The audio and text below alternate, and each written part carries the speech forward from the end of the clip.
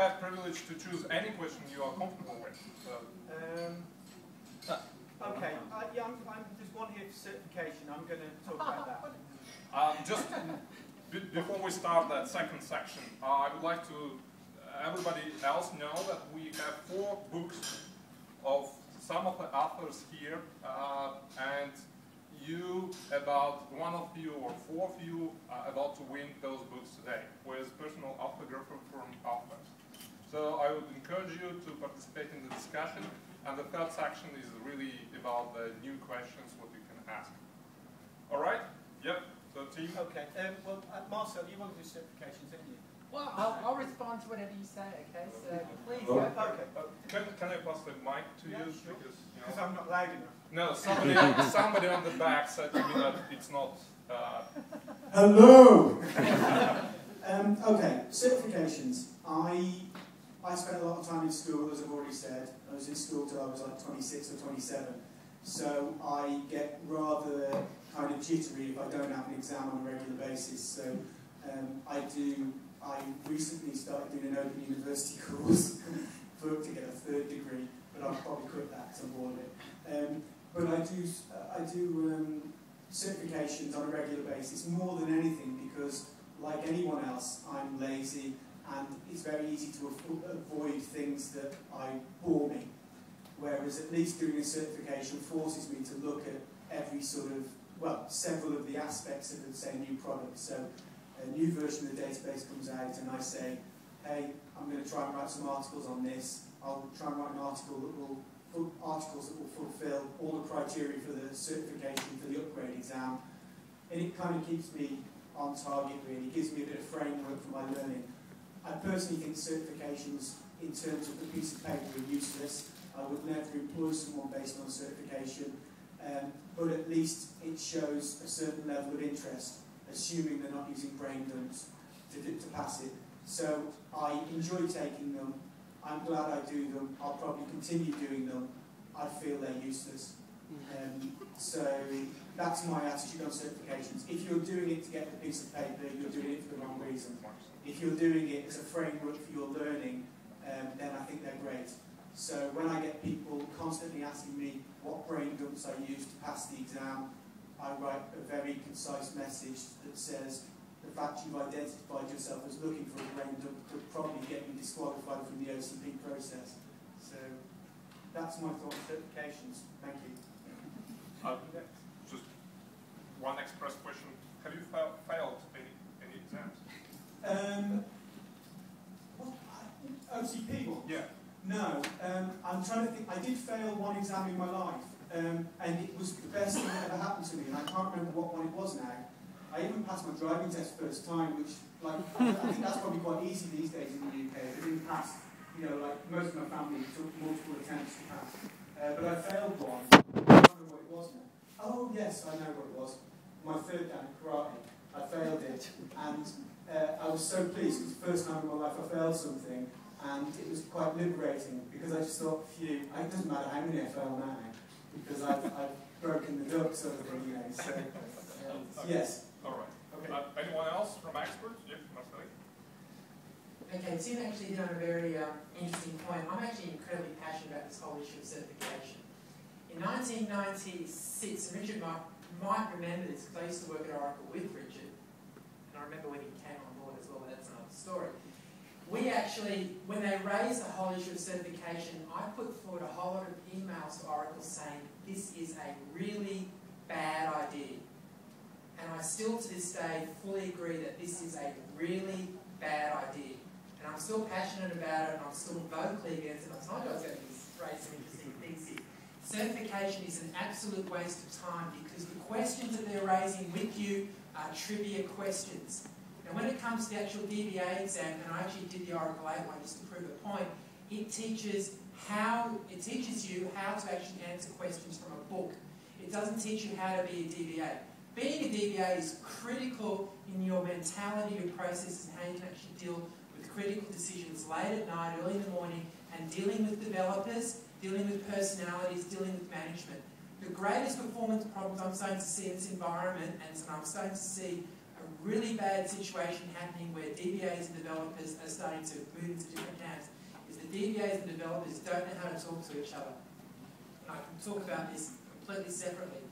The whole certification thing, to me, just encourages a line of thinking that says, if you answer this question, you're going to become a DBA. And that's only the sign of it. To me, the number one question you should be asked on how to become a DBA is, can you actually find the answers in the manual? Now, I can't remember the syntax all the time. I've been working since Oracle version 4. I forget the syntax at half the time. Even when I've been working on Pure SQL for the last 15 years, I don't always remember it. These exams force you and say, to pass this, you have to know this exactly. It doesn't test things properly. Now, for a while, they were going, well, with the master's side of things, we've actually had hands-on practicing, and that was a good idea, but they abandoned it. So I'm vocally against it. All right, thank you. At least it forces you to read the book, right? But can I just sort of... although I agree with the I was agreeing with Tim! Although I agree with almost everything, I think the testing mechanism itself is the big flaw, not certification itself. If you look at anything that's hands-on, that gives you a real test, like for instance the OCM is a hands-on exam. Yeah. I have a lot of time for that. It's just too expensive. I'm not going to pay for that out of my own pocket. If someone wants to pay for me to do it, I'll happily do it. But like the Red Hat certification is, you sit in front of a real machine and do something, and if you can get it done, you pass. If you can't, you fail.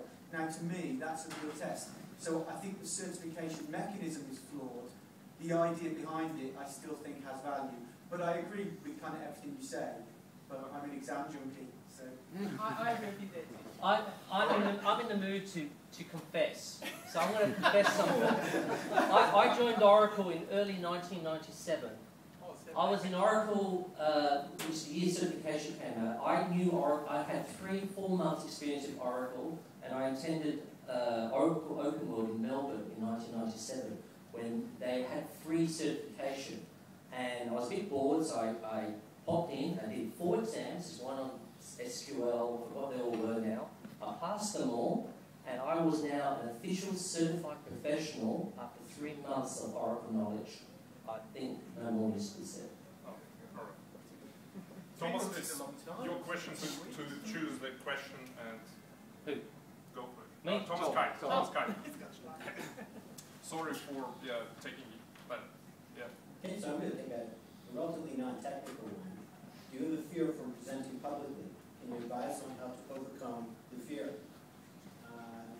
I remember my first real presentation. I just joined Oracle. It was at IOUG 1994. It was in Orlando, Florida. I had one of the first presentations, the first presentation after the keynote. And there was 1,500 people sitting in the room staring at me. But fortunately, I had written down on a piece of paper everything I wanted to say. So I stood up there and I read. And then, the last 20 minutes of my presentation was a demonstration. Well, Oracle on Windows had just come out beta, so I thought I'd use that. And I don't know if you remember Windows from the 1990s, but when it would GPF, it would put up a big white box with a blue border and a gray button on it. If you've never seen that blue box paint 1 pixel at a time, a 40-foot screen behind you, you don't know what fear is. So yes, presenting publicly used to scare the death out of me. I would actively avoid it. I would do anything not to do it. And I realized that that was pretty limiting because it would even affect me in a room full of people. If you gave me 5 or 6 people to talk to sitting around a table, that was great. But if there were 20 or 30 people sitting in the room, that's like a presentation. I didn't want people staring at me and listening to me, but yet if I didn't have them staring at me and listening to me, I'd never be able to get my point across. Right? And so in the position I was in, that was a pretty bad thing. So the way I overcame this was, after I wrote my first book in 2001, I realized I needed to get out, be able to talk, and be comfortable with it.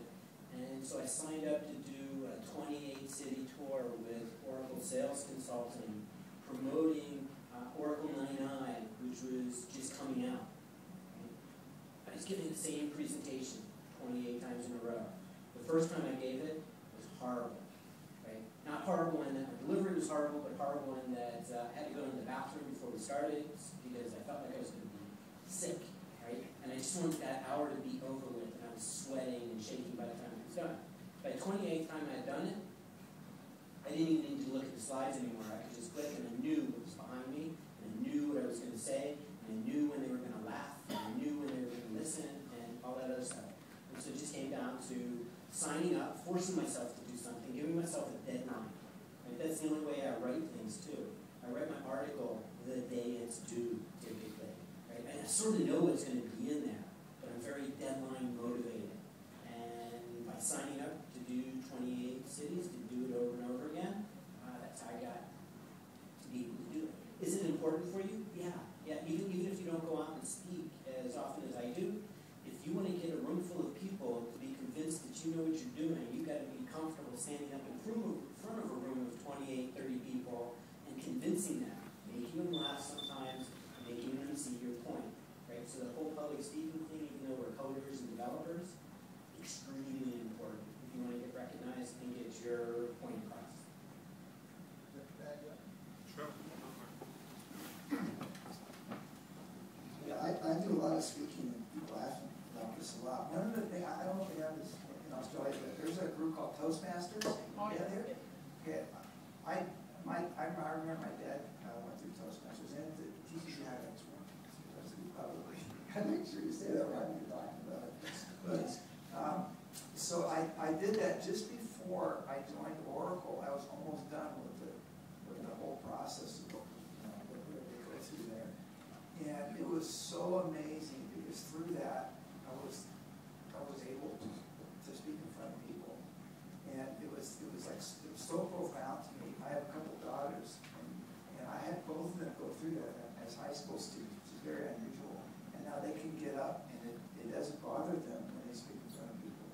So, there's that, just some training. People that will always encourage you, even when you just completely screw up. And I think that's really important. The other thing that I don't think a lot of people realize is that, like when you're saying, Tom, if you do the same thing over and over again, people say, wow, that guy's a great teacher, great presenter. Well, I don't think they think that they know that you give the same presentation over and over again. It is so much harder to give that one presentation, and then that's it, you get one shot at it. Like what I did today, it was the first time I gave that, man, I don't enjoy that, because the first time, it's much harder. If you give it 28 times, you rock and roll. Yeah, it's a really good feeling. So it's that repetitive thing that makes it really good. How much preparation does everyone put into making a new presentation these days? I'll actually direct it to Connor, because Connor's got amazing presentations. But give us some statistics. So 60-minute presentation now, how many slides are you breaking now? That's tomorrow. When we come along tomorrow, there'll be 330 slides. He's not joking. Do you recommend everybody, use that technique? All I'll say, because we're out of time, is I won't talk about my slide technique because it will disappoint you. But people of our age, I include us collectively, you all need to get out and start talking publicly. Because as I was saying proudly to these guys tonight, I got a text message to say, my 5-year-old wants some speech thing at school. And what happens now is people realise public speaking is scary. So in primary schools now, every kid gets up. My son got up and spoke about fruit bats for 45 seconds today. But every kid is taught this now, from year 1 all the way up. They're going to be so much better at talking publicly than we are. So we're that awkward niche group where we didn't do that. So you better get out there and start talking, because otherwise young people are going to come along and just screw with you, because they're going to be confident, they're going to be relaxed about it, because they'll have done it for 10 years, right? So this is the challenge for us. We need to be able to talk, and talk relaxed in front of the group, because otherwise we're going to be out of a job. So that's a threat. I'll kill Marcelle and sort that out. But yeah, so just be aware. It's an important skill to have, and it's a great form of honesty, right? You'll speak well in front of a group if you know your content. If you don't, hell, you should be scared, and deservedly so. It's a great way to learn your content. Get up and talk about it, because then you'll find out. I'd just like to say something about how much time. I don't know about, I can estimate how much time I spend, but I read something that really impressed me, and it said when you're speaking in public, you ought to take the hour that you spend and multiply the number of people in there and work out that's the cost of your presentation to society. So if you're speaking to 200 people for an hour, that's 200 hours of productive time you've taken up. And if you only spend a couple of hours preparing, you're just doing a disservice to everyone that's there. Okay, cool. Good point. I think there's just to follow on from something Connor said, knowing the subject is important, but also knowing your material is important, because even if you can wax lyrical about a subject, you've got a very small time frame to deliver as much content as possible. So you need to know your own version of the content. The talk I did today got rearranged very recently, and I don't take that long to produce the slides, but I rehearse loads because I'm naturally not, I'm a mouthy person and I'll talk to anyone, but I'm not a natural presenter. So I have to rehearse a lot. And today I was quite nervous because I didn't get to rehearse very much, and I'm very nervous now because this isn't rehearsed. And I would much rather know the questions in advance and have something really sort of eloquent to say rather than just swearing a lot. Okay. All right, here I need to stop you guys and switch to the next question. And sorry about that. Okay. We are running out of time. And yeah, one add-on to the guys in the room. Some senior Oracle meetups is actually about getting you speak for other guys. So do not hesitate and contact us in some committee and propose your talk, your paper. We will glad to host you here in the same way as we do on 3 years now. Anyway, Richard, it's your turn now. Richard, got the mic? Works? Yeah, works good.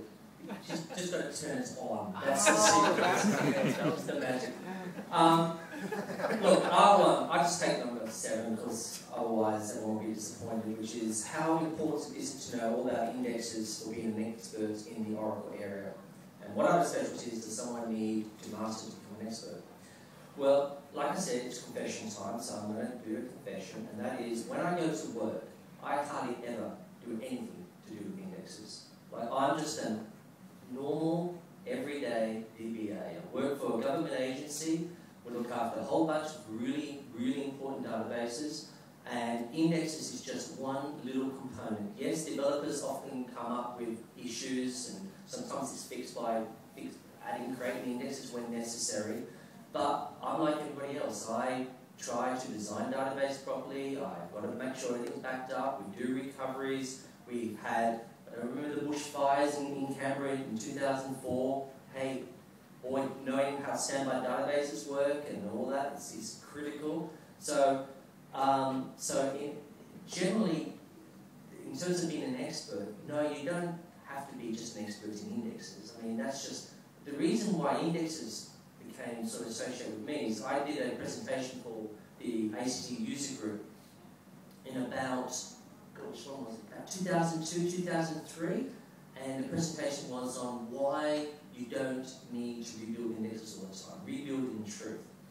And the internet was kind of, you know, was the go, and this presentation just went around everywhere. And it really pissed a lot of people off because I mentioned a few key authors that sort of said, really should rebuild indexes all the time, da-da-da. And it was quite controversial, and a lot of people got very upset about it. And Richard Foote and indexes kind of got associated with each other. And basically I did a few other presentations on performance tuning and new features in 9i and 10G and all that, but everyone kept coming back to indexes. And a friend of mine said, you should maybe start a blog on indexes, you know. And then someone said, well, that would be a waste of time because you blog for about a week or two and you've got nothing to say. And I thought, well, actually, I probably could write a few things about indexes. So it became a bit of a bet that how long could I keep a blog going talking just about indexes. And it's been going for about 4 years now, and although I don't post quite as much as I used to, I do post quite a bit about indexes, because indexes are important. So expert in exclamation marks needs to know a fair bit about indexes, but indexes are really important to databases. But indexes is just one component, and it's just one thing that I do. It's not everything that I do. But the nice thing about indexes is that there's heaps of blogs talking about other things, but not many blogs out there talking about indexes. So it's my little area, it's my little niche. And so I became associated with it. So hopefully that answers that question to some degree. All right. Anyone else would like to contribute? Except for Chris, his point doesn't matter. After Mr. Index expert, probably nobody would like to say anything about it. It's time, Marcelle, to choose the question, and yeah. Okay, I'm picking question number 13. Having had peers that don't accept advice from an expert. The story that I'd like to actually come up here and actually tell you about is actually a very important one, and it has actually driven me a lot. 2 years ago, I was getting very frustrated with trying to communicate to people about the importance of multimedia and unstructured data in the world. The fact that too much focus was given to relational data. The whole world was just focused around it. My whole business and everything else was focused around multimedia and everything that goes around that. And the rules changed dramatically. And I was trying to convince people about it, trying to say, this is a different mindset here. People just didn't understand. And I put together papers, and in the end I put together a blog, and I put together a very big paper, and I put it across my peers at the time. And I'll be honest and say that out of all my peers, ACE directors and so on, the ones that are here at the moment, Chris, Tim and Richard, were actually really good and supportive. They actually were critical of what I said, but they supported and they came back with proper answers. I was actually very disappointed with a whole lot of others, and people that I actually respected and dealt with came back, well, some of them refused to, and some of them came back and just thought I was just a nutcase, daring to attack things. Now, what I actually dared to attack was the whole notion that foreign keys was a waste of time. And I was trying to put forward across a point that too many people were thinking about relational when they should be thinking about the bigger picture. I was trying to get people out of their current worldview. And even to this day, that paper to me is still valid and is actually very important. But I just could not communicate correctly to people, and I'm still struggling. So when it comes to how do you actually handle it, the advice when you're trying to do this, is you've got to be patient. You try not to get too angry. It was very upsetting a lot of the times when you actually realise what was actually happening, and you persevere, and you keep persevering with what you're trying to do, okay? Because that's crucial and that's important. I've been very controversial my whole life with a lot of things that I've done, and I still will be. The fact that I mentioned this before, I'm a deviated developer at the same time, is a unique perspective on the world, and I do things very differently. So when it comes to multimedia and unstructured data, I look at the world differently, and I'm challenging everyone with a lot of things that I do, and it's going to be upsetting. So persevere, keep going, and keep at it. That's all I can say. I'll just add, like, in terms of advice, it's one of those awkward words, and you don't want people to roll over. I hate it when I'm at work and they go, oh, you know, you've been around this lot. I say, do this. They go, okay, we'll just do it. I hate that. You know, I'd much rather someone just go, well, let's see, prove that. You know, so you don't want them to roll over, but by the same token, just taking Marcelle's point, you don't want people to go, you know, and get really bitter about it. You know, there's that nice even ground, which is, you know, you never accept anything as fact, but you don't have to then be callous or rude about it either. There's that nice middle ground of hey, let's prove it. Proof is good. I'd take that to the next extreme, because after a while, I'm consultant, so I go to a client site, and I push and push and push to get change, and after a while, they do start pushing backwards, because they get sick of me going, this is wrong, this needs to be fixed. So what I need to do is, I actually cheat, and I just start quoting horrible aces at them.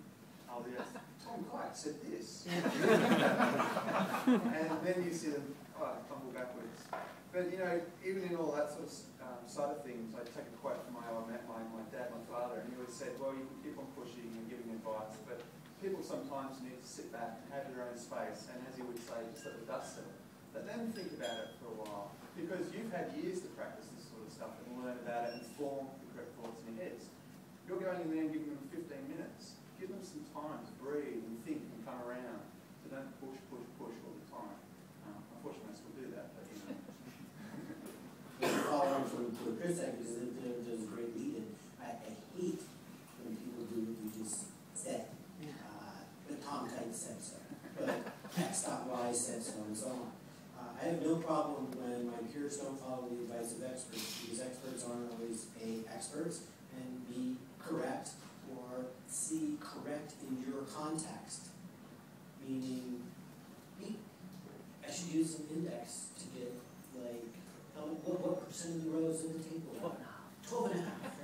Right? There's all kinds of rules of thumb out there, ROT, R-O-T, right? And that comes from the experts. I could probably spend the next 15 minutes listing experts who aren't, right? And you probably have heard of some yourselves, right? They write lots of books, they write lots of things, they sound like an expert, they look like an expert, but when you peel it away, sorry, you're not. And you know what? I made this thing.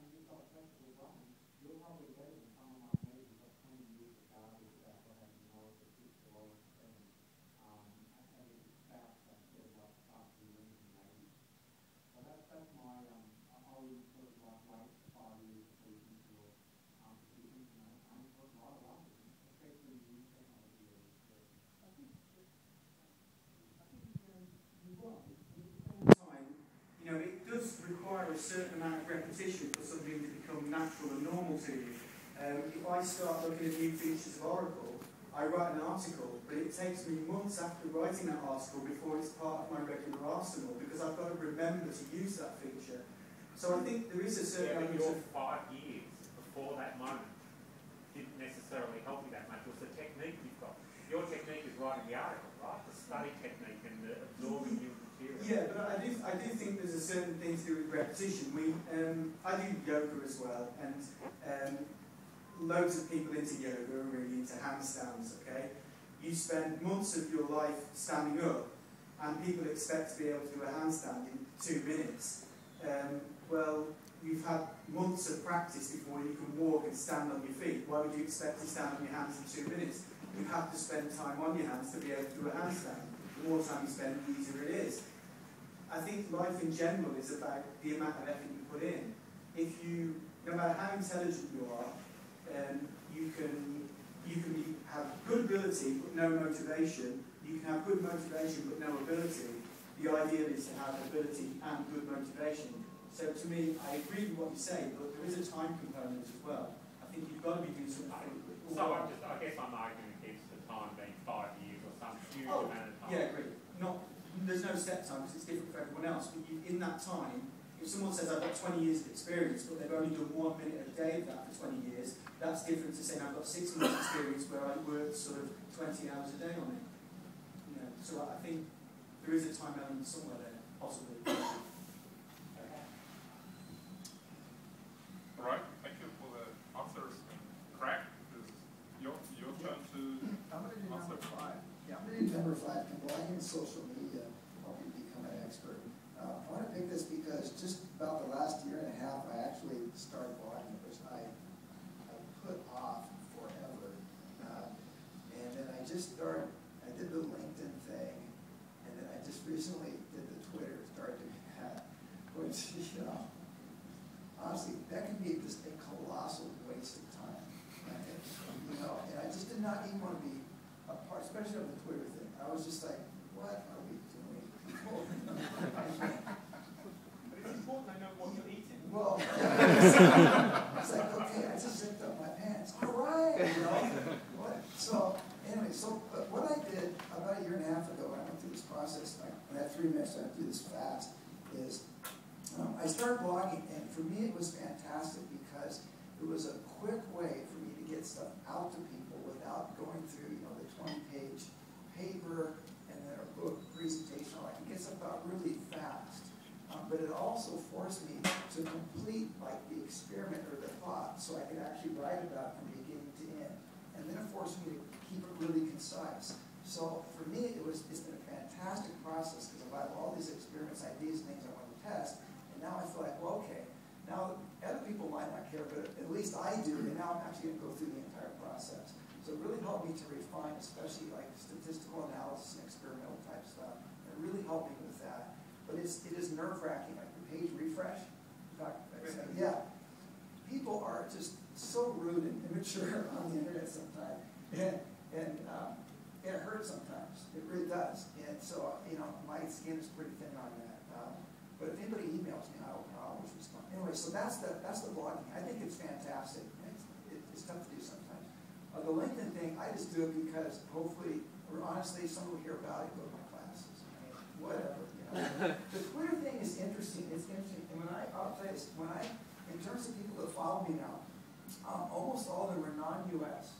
It's interesting. People in the US, at least over the days, if I ask my students how many do Twitter stuff, nobody raises their hand. Go to Europe and I talk, like 80% of them raise their hand. It's not just it's a very different right now. But I use it to almost give like a little tip of the day, and if you want to know more, go here. And so I think that'd be kind of interesting. And I don't say like, you know, I just did this or that. I'm trying to do that. I want to make it actually worthwhile for somebody. So that's my little. Cool. Thanks. Anyone else? I know that you were tweeters. Can we get a hand? Who's on Twitter? You're just the Twitter. Yes, see that? We have said again in 5 years, it's going to totally change. I just know. Google Plus. Yeah, see, that's something else, man. I don't have time for this stuff. By the way, Frank, saying the Twitter thing is like saying to your kids, are you on the Facebook? Who's got a blog? Sorry, what's that? Who's got a blog? Are you blogging by any chance? Is it a blog that's got Oracle stuff on it or just random movie reviews? I just would like to add to Twitter stuff. I started gathering questions, just try to make our community active in Twitter. And that, well, you will get a prize, ask a question through the Twitter mentioning our group name. And guess how many questions out of those I got from that? One. One people. Yeah. So I guess Australia professional area is quite close to US. I honestly, I think a lot of it is just a generational thing. That's why I think in 5 years, if you ask this question, maybe flip the other way. Or there'll be something else.